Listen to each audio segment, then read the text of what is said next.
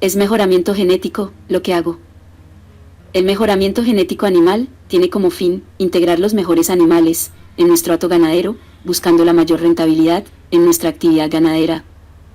En el mejoramiento genético, actualmente hay mitos y realidades, por lo cual, para poder aplicar de manera óptima el mejoramiento de nuestro hato, es de suma importancia comprender bien qué sí, qué no es mejoramiento genético. ¿Qué no es mejoramiento genético?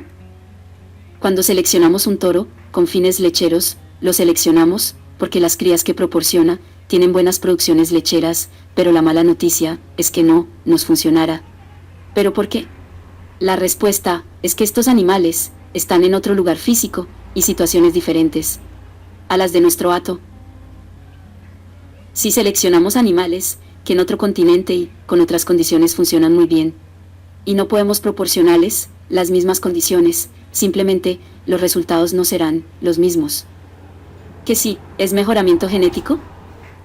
El mejoramiento genético es el que tiene como fin animales sanos, fértiles, de buenas producciones y, cuando este ganado esté disponible a la venta, se obtenga el mercado correcto. Un factor muy importante, después de la producción, es el mercado. Porque podemos forjar la mejor raza, pero si no contamos con mercado, nuestra actividad no presentará rentabilidad. Dos puntos claves son el manejo del ganado y la genética. Debemos tener claro dónde estamos, quiénes somos y las capacidades de nuestro personal, y qué mercado tenemos disponible. El principal error que se comete en mejoramiento genético es utilizar genética que ha tenido buenos resultados en otros países, pero que no ha sido probada en las condiciones del hato ganadero de la persona que adquiere la genética.